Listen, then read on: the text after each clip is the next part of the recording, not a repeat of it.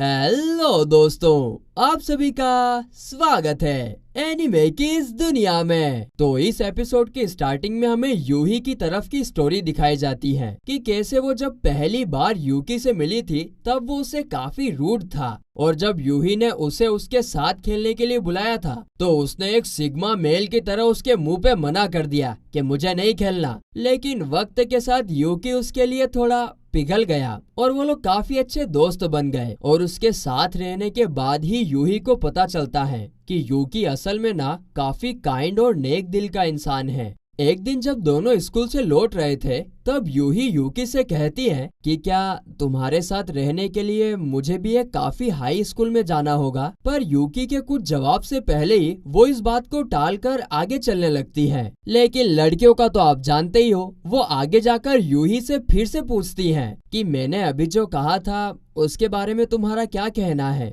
तो यूकी कहता है कि मुझे लगता है कि तुम्हें अपने हिसाब से एक आसान से स्कूल में जाने के लिए कोशिश करनी चाहिए। तुम्हें सिर्फ मेरे साथ रहने के लिए इतनी मेहनत करने की जरूरत नहीं है, इससे तुम सिर्फ अपने लिए ही मुसीबत बढ़ाओगी। ये सुनकर यूही के मन में आता है कि शायद यूकी मेरे लिए कुछ भी फील नहीं करता है और उसको काफी बुरा लगता है और इसलिए वो वहाँ से चली जाती है। लेकिन इसके बाद हम देखते हैं कि यूही पढ़ाई में काफी मेहनत करती है, लेकिन फिर भी उसके मार्क्स कुछ खास आते नहीं हैं। और जब वो रात में हताश होकर अपने रिजल्ट्स को लेकर घर जा रही थी तभी वहाँ पर साइड में कुछ नल्ले बेरोजगार छपरी लड़के उससे कहते हैं कि मैडम, लगता है तुम्हारे मॉक टेस्ट में काफी कम मार्क्स आई है। अगर ये तुमसे नहीं होता तो तुम हार मान लो और ये सब छोड़कर हमारे साथ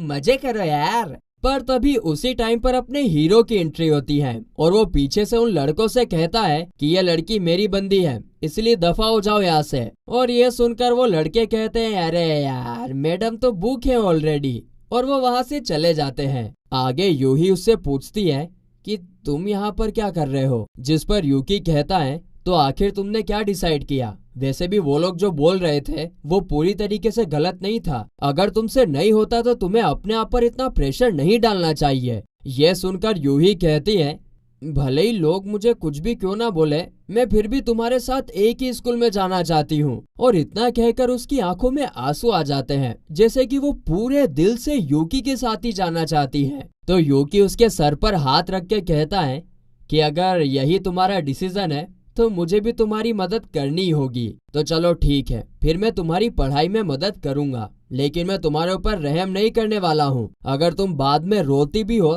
तब भी मैं पिघलूंगा नहीं। और ये सुनकर यूही काफी ज्यादा खुश हो जाती है। यहाँ पर सीन कट होता है और हमें प्रेजेंट का सीन दिखाया जाता है, जहाँ पर एल्का और ग्लेन सभी स्टूडेंट्स को मैजिक सिखा रहे थे। यहाँ पर जब कुछ गर्ल्स बस थोड़ा सा मैजिक करके खुश हो रही थी तो वही यूही काफी शानदार मैजिक करके भी सेटिस्फाई नहीं हो रही थी, जिसे देखकर एल्का भी उसकी काफी तारीफ करती है। इसके बाद ट्रेनिंग खत्म होने के बाद जब सारे स्टूडेंट जाते हैं तब यूही भागते हुए एल्का और ग्लेन के पास आती हैं। वो उनसे कहती हैं कि आप लोग यूकी के पुराने दोस्त हो, है ना? जिस पर ग्लेन कहता है कि हाँ, हम यूकी के दोस्त हैं। और एल्का कहती है कि मैं आज भी उनकी काफी रिस्पेक्ट करती हूँ और उनके साथ मिलकर लड़ना चाहती हूँ। आगे एल्का यूही से पूछती है लेकिन तुम यहाँ पर क्यों आई हो? जिस पर यूही पूछती है कि क्या आप मुझे स्पेशल ट्रेनिंग दे सकते हैं, क्योंकि मैं भी यूकी के साथ रहना चाहती हूँ। ये सुनने के बाद यूही और एल्का एक खुली जगह पर आते हैं, जहाँ एल्का कहती है कि इस शांति से भरी दुनिया को सेट्सु समा ने ही बनाया है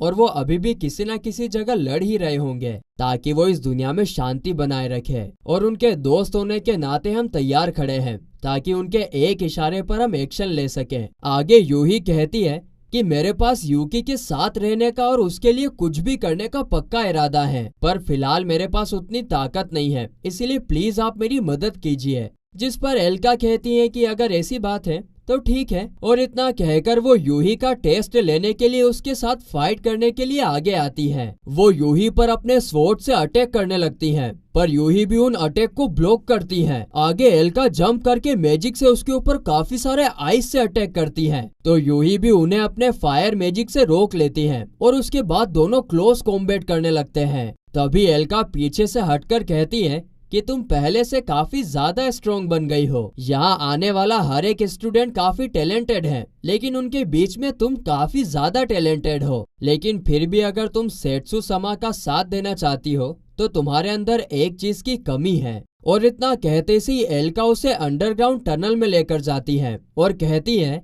कि इस टनल में मॉन्स्टर्स भरे हुए हैं, तो कभी कभार हम इसे अपने सोल्जर्स की फाइनल ट्रेनिंग ग्राउंड की तरह भी यूज कर लेते हैं। अब डरावने मॉन्स्टर का नाम सुनकर तो यूं ही डर जाती है, क्योंकि वो अभी इसमें एक बच्ची है। तभी वहाँ पानी से एक काफी डरावना क्रोकोडाइल मॉन्स्टर बाहर निकलता है और एल्का वो यूही को उससे लड़ने के लिए आगे भेज देती है। लेकिन यूही अब भी उसे देखकर बहुत ज्यादा डर रही थी, तो एल्का उससे कहती है कि डरो मत, तुम्हारे पास उसे हराने की पूरी ताकत है। फिर हम देखते हैं कि जब वो मॉन्स्टर यूही पर अटैक करने वाला था, तभी यूही हिम्मत दिखाकर उस पर अपने फायर मैजिक से अटैक कर देती है, जिससे वो क्रोकोडाइल जलने लगता है। और ये देखकर यूही काफी खुश हो जाती है कि उसने तो एक मॉन्स्टर को हरा दिया। लेकिन तभी एल्का कहती है कि अपना ध्यान मत हटाओ, नजर हटी दुर्घटना घटी। और तभी हम देखते हैं कि वो मॉन्स्टर अभी भी जिंदा है और वो यूही पर अटैक कर देता है, जिससे उसे काफी खतरनाक चोट भी आ जाती है। और ये देखकर फिर यूही दोबारा उस पर फायर मैजिक से अटैक कर देती है, जिससे वो मॉन्स्टर दूर जाकर गिरता है, पर वो अब भी जिंदा होता है। तो एल्का यूही से उसे खत्म करने के लिए कहती है, पर यूही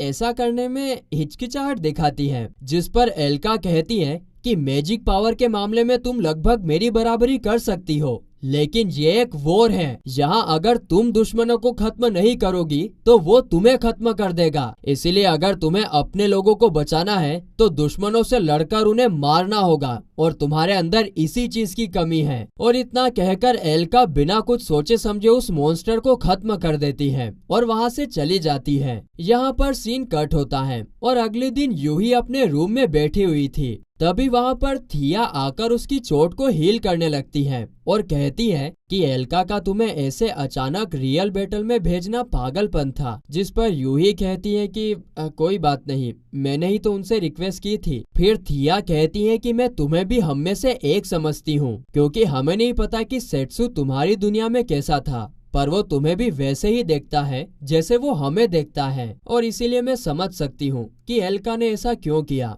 एल्का ने ऐसा इसलिए किया क्योंकि वो तुम्हें सच में बराबर का मानना चाहती है। लेकिन तुम सेट्सु के साथ क्यों रहना चाहती हो? उसके पास रहने से तो तुम खतरे में आ सकती हो। तो यूही कहती है कि वो इसलिए क्योंकि यूकी ने सारी जिंदगी मेरी मदद की और इसीलिए इस बार मैं उसकी मदद करना चाहती हूँ। तो थिया उसे गुड लक बोलकर वहाँ से निकल जाती है और हम देखते हैं कि एल्का ये सब डोर के पास खड़ी होकर सुन रही थी। थिया उससे कहती है कि तुम फिक्र मत करो, यूही एक स्ट्रॉन्ग लड़की है। जिस पर एल्का कहती है कि हाँ, इतना तो मुझे पता है, वो अभी बैटल फील्ड में अपने आप को बचा सकती है, लेकिन अगर वो हमारे साथ लड़ती है तो पता नहीं उसे किस खतरे का सामना करना पड़ जाए। तो थिया पूछती है कि इसीलिए तुम्हें लगता है कि सेट्सु नहीं चाहता कि हम उसे ऐसे खतरे में डालें, है ना? जिस पर एल्का हाँ में जवाब देती है। तो थिया कहती है कि यह कैसी बात हुई, यह डिसाइड करने का हक ना ही हमारे पास है और ना ही सेट्सु के पास है। यह डिसीजन खुद यूही का है और इसीलिए हम बस उसके डिसीजन की रेस्पेक्ट कर सकते हैं। और इतनी समझदारी वाली बातें करके थिया वहाँ से चली जाती है। इसके बाद हम देखते हैं कि ग्लेन को यूही काफी उदास खड़ी हुई दिखती है और इसीलिए वो उससे पूछता है कि क्या ये कल के बारे में है। दरअसल लोगों की जान लेने में हिचकिचाहट दिखाना एकदम नॉर्मल बात है, भले ही ये तुम अपने लोगों के लिए क्यों ना कर रही हो। तभी यूही पूछती है कि आप में ये करने की हिम्मत कैसे आई। जिस पर ग्लेन कहता है कि मैंने अपने लोगों को दर्द में देखने की जगह दूसरों को दर्द देना चूज किया, लेकिन ये सिर्फ मेरे लिए काम करता है और इसीलिए तुम्हें भी अपने लिए खुद ढूंढना होगा और शायद सेट्सु भी यही चाहता है। इसके बाद हम देखते हैं कि अगले दिन यूही काफी मेहनत से ट्रेनिंग कर रही थी और ऐसा लग रहा था जैसे कि उसने अपनी हिम्मत हासिल कर ली हो। और इसके बाद वो एल्का को लेकर फिर से उसी टनल के अंदर आती है। तो एल्का उससे पूछती है कि तुम यहाँ खुद से आई हो तो क्या इसका मतलब तुमने अपना डिसीजन ले लिया? जिस पर यूही हाँ में जवाब देती है। और फिर जब मॉन्स्टर बाहर आता है तो यूही एल्का से कहती है कि प्लीज अब आप मेरे डिटर्मिनेशन को देखिए, और फिर वो उस मॉन्स्टर पर अटैक कर देती है, जिससे वो मॉन्स्टर आग में जल जाता है। यह देखकर एल्का कहती है कि मैं तुम्हारी पावर और एक्यूरेसी को देखकर काफी इम्प्रेस हुई। तो यूही कहती है कि इतनी जल्दी नहीं,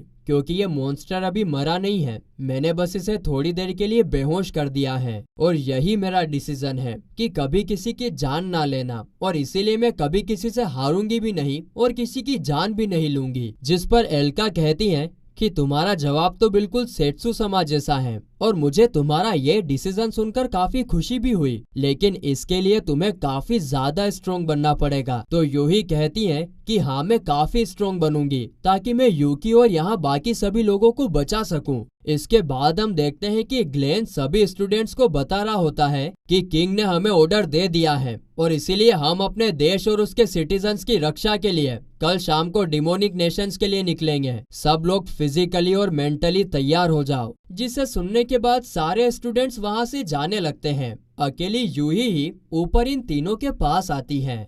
और फिर गाइस, इसी के साथ ये एपिसोड यहीं पर खत्म होता है।